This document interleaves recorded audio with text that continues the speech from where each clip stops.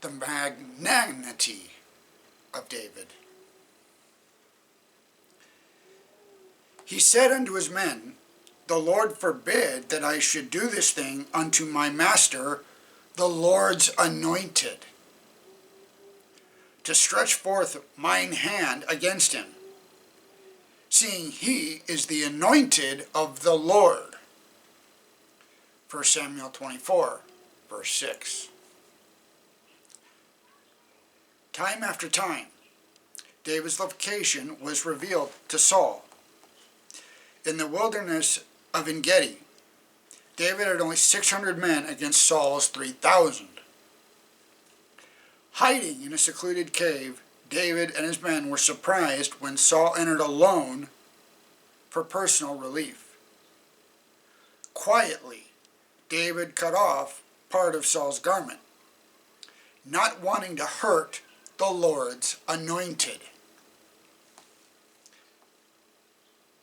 As soon as Saul left the cave to resume his search, David appeared at the opening and called to Saul, My lord the king!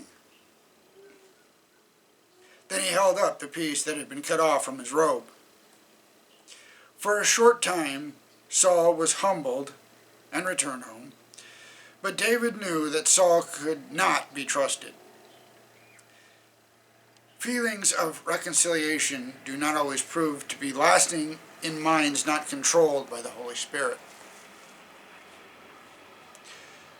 The second instance of David's respect for Saul occurred when David and his attendant entered Saul's camp. The king lay surrounded by sleeping soldiers. David took Saul's spear and a jar of water. Once again, from a safe place, David called to Saul and his army, declaring his unwillingness to kill when he could so easily have done so.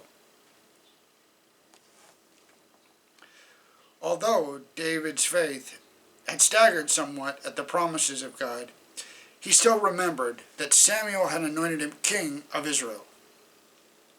He recalled the victories that God had given him over his enemies in the past, reviewing the great mercy of God in preserving him from the hand of Saul, and determined not to betray sacred trust.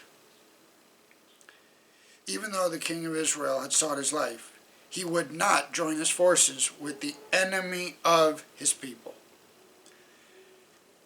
Magnanimity is one of the most difficult fruits of the Holy Spirit, because we often are pained victims of those who deliberately have done us wrong.